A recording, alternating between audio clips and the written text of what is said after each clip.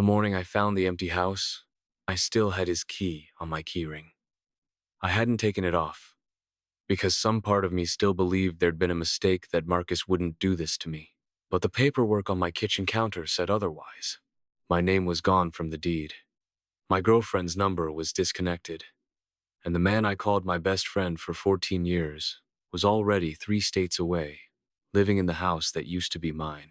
If you've ever trusted the wrong person, stay with me till the end of this one, and hit subscribe because this channel is where these stories live.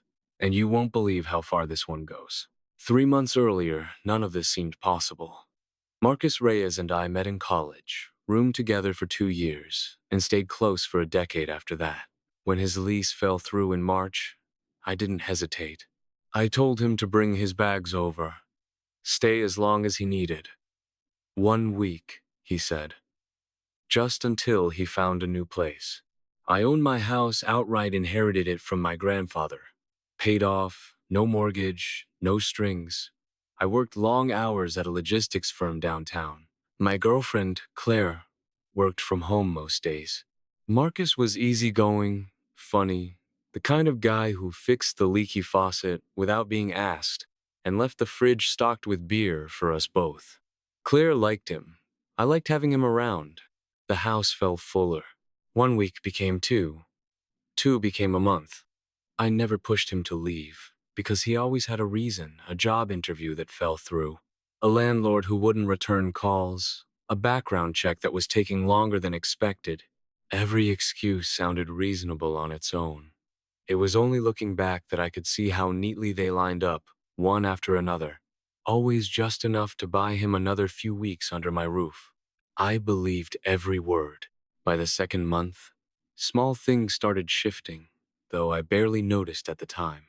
Marcus started handling things around the house, paying the utility bill when I was slammed at work, helping out with groceries, even sitting in on a call with my insurance agent because I was stuck in a meeting. I thought I was lucky. I told people I had the best roommate in the world. Claire started spending more time in the kitchen with him while I worked late. Cooking together, she said. Nothing more than that. I believed her, too. Then Marcus mentioned he'd found an apartment complex nearby, said he was thinking about signing a lease, and asked if I'd mind co-signing since his credit had taken a hit a few years back. I didn't think twice. He was my best friend. I signed.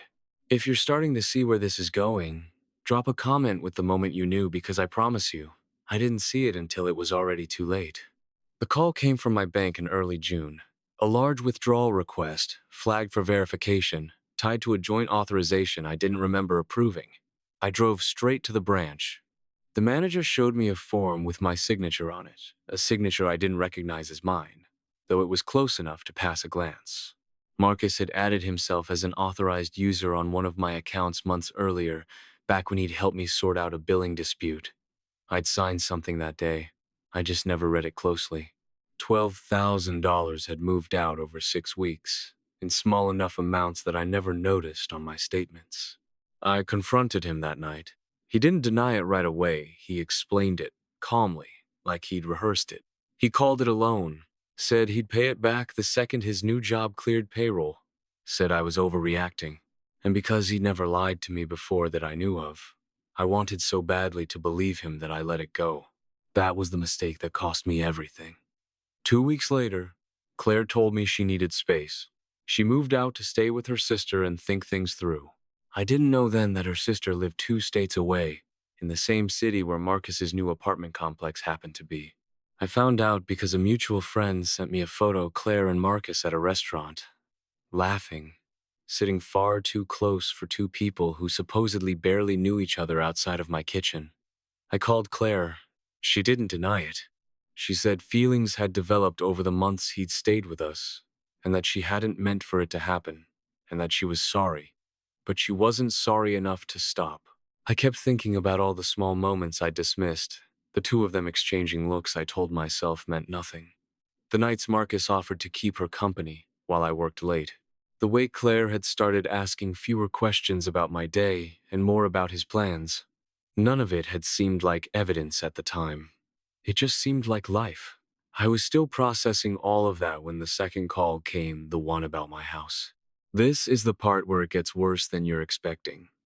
So if this story is hitting home, tap that like button right now. It tells me you want more of these, and I've got dozens more waiting for you. The documents Marcus had me sign over those months weren't random. The insurance call, the co-signing, a power of attorney form buried inside a stack of banking paperwork he'd asked me to initial while I was rushing out the door for work one morning. I'd trusted him enough not to read every line. Piece by piece, he'd built legal access to parts of my life I never thought to guard, because guarding them from your best friend never crosses your mind. He used that access to refinance the house in a joint transaction, listing himself as a co-owner based on a fabricated contribution agreement, then took out a loan against the equity before quietly transferring my name off the deed through a process I still don't fully understand, and my lawyer says will take over a year and thousands of dollars to unwind, if it can be unwound at all. By the time I understood what had happened, Marcus had already withdrawn the loan funds, closed the joint account, and left the state with Claire. My lawyer later told me this kind of thing rarely happens overnight, that someone patient enough to plan it usually spends months, sometimes years, positioning themselves before they ever make a move. Marcus had been patient with me for 14 years. I just never imagined patience could be a weapon. I drove to the apartment complex myself, the one I'd co-signed for months earlier, thinking maybe I could catch him, force some kind of answer face to face. The unit was empty. The leasing office told me the lease had been broken early, forwarding address unlisted. My name was still on that lease too, along with an outstanding balance he'd left behind for me to cover. I sat in my car in that parking lot for a long time. Not just because I'd lost the house, or the money, or Claire. It was because I finally understood that the version of Marcus I trusted for 14 years might have never fully existed, that somewhere in those 3 months, maybe long before that, he'd been running a calculation I never saw him make. It's been 4 months since that day in the parking lot. I'm renting a small apartment now, rebuilding credit that took a decade to earn, and 3 months to destroy. My lawyer says the fraud case against Marcus is strong, but slow. Claire and I never spoke again after that phone call. I don't know where either of them is living now. And honestly, I've stopped trying to find out. What I know is this: the people closest to you don't need to break in. You hand them the key yourself. One signature, one favor, one just this once at a time. I gave my best friend 1 week.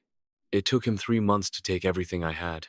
If this story kept you watching till the end, subscribe to Leon Drama Stories, because every week I bring you another true-to-life story of betrayal, deception, and the people who trusted the wrong person, and trust me, some of what's coming is even worse than this.